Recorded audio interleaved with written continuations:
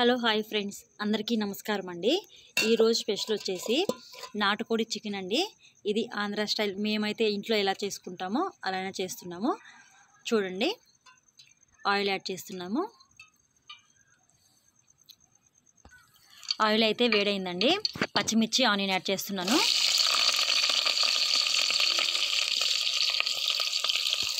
ఒకసారి కలుపుకుందాం మొత్తం.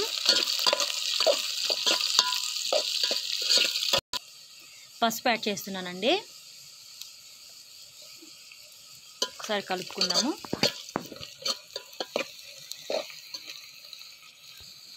అల్లం పేస్ట్ అండి సరిపడా. అల్లం పేస్ట్ అయితే మేము బయట అయితే ఏం కొనమండి. అల్లం వెల్లుల్లి తెచ్చుకొని ఇంట్లోనే చేసుకుంటాము. చికెన్ యాడ్ చేస్తున్నానండి.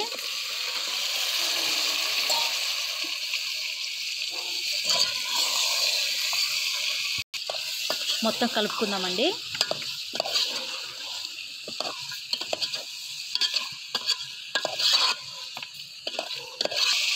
సాల్ట్ అండి.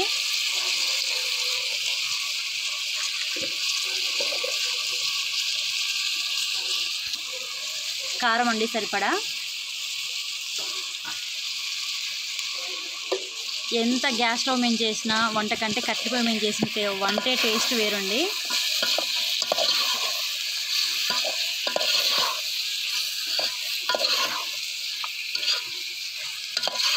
ఈ కట్టెలపై మేము మిద్దె మీద అయితే పెట్టుకున్నామండి.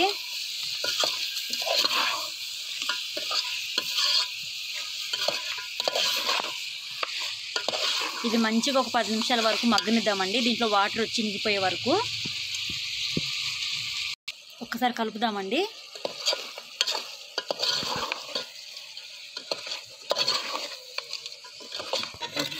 ఒకసారి చూద్దామండి. ఇదైతే మంచిగా ఆయిల్ అయితే మగ్గిందండి. వాటర్ యాడ్ చేస్తున్నాము.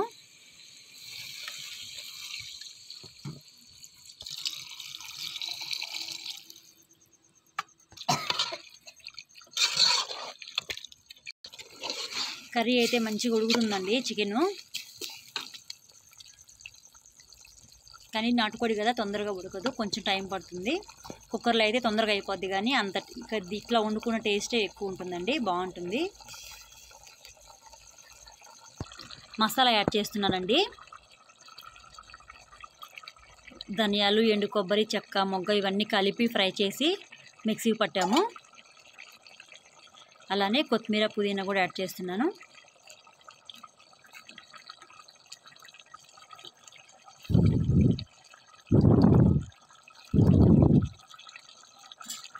ఒకసారి మొత్తం కలుపుకుందామండి. అన్నీ యాడ్ చేసామండి. ఒక 5 మినిట్స్ అలా మగ్గనిద్దాము. ఇది వచ్చేసి ఇప్పుడు ఎందుకు నాటుకోడి వండుతున్నామనంటే కారణం, దానికి ఇంట్లో అందరికీ జలుబు చేసిందండి.